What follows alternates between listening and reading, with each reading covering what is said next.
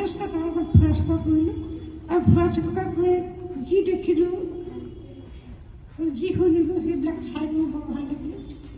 প্ৰথমতে মই তাৰ আমেৰিকাৰ এম্পায়াৰ ষ্টেট বিল্ডিং,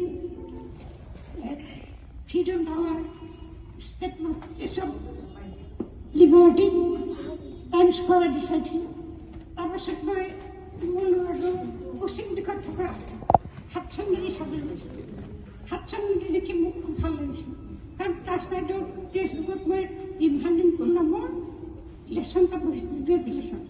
তাত মানে ইভান লিংকন নামৰ ব্যক্তিজনে বৰশী পাইছিল। কিন্তু বৰশী বাই যেতিয়া এটা মাছ নাপাতে তেতিয়া তেওঁ পত্নীয়ে ঘৰত গৈ লাগি পৰিছিল। সেই নদীখন কোনোদিন ভাবিব নোৱাৰা, নদীখন কেতিয়াবা দেখোঁ বুলি মই কল্পনা কৰা নাছিল। গতিকে সেই নদীখন দেখি মোক খুব ভাল লাগিছে।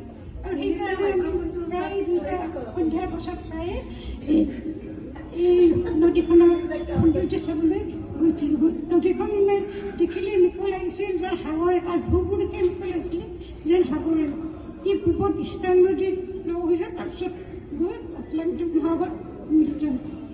তাৰ পূব দিশত আছিলে চেণ্ট্ৰেল পাৰ্ক। নিজৰ মামী সৈয়দা ৰছিদা বেগমৰ লিখা এই কফি টেবল বুকখন আমেৰিকাৰ চিঠি, এই উন্মোচনী অনুষ্ঠানত মই উপস্থিত থাকিব পাৰিছো আপোনালোক সকলোৰে সৈতে। It's really a very big thing for me, কাৰণ লিখা বা লিটাৰেচাৰ বা লিখা মেলা কৰা এটা একচুৱেলি আমাৰ ফেমিলিত, মোৰ মামীৰ ফেমিলিতে একচুৱেলি মানে আৰম্ভ হৈছে বুলি ক'ব পাৰি। কিয়নো মোৰ মামা প্ৰয়াত সৈয়দ ফতেহুল মান্নান চাহেব, তেখেত শিৱসাগৰ হাই মাদ্ৰাছাৰ তেখেত প্ৰিন্সিপাল আছিলে। তেওঁ অসম সাহিত্য সভাৰ লগত জড়িত আছিলে। তেখেতৰ লিখা মেলা কৰা আমি সৰুৰে পৰা মানে দেখিছো।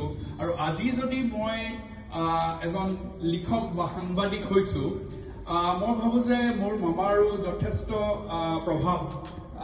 I was really inspired by my uncle.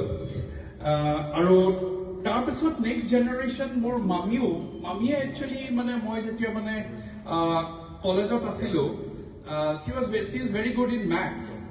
আজি এখন কিতাপ লিখিছে, she is maybe good in writing, but she is also very good in mathematics.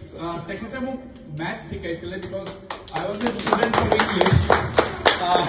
কিন্তু I was very weak in mathematics. So I was terrible in maths. সেইকাৰণে মানে মামীয়ে মোক mathsও পঢ়াইছিলে। তাৰপিছত নেক্সট জেনেৰেশ্যনটো যেতিয়া হ'ল, doctor Rifat Mannan, by the way, মামীৰ ডাঙৰ ল'ৰা, এল্ডাৰ son, জ্যেষ্ঠ পুত্ৰ। So by the way, he is one of the 100 top pathologists in the world that recognition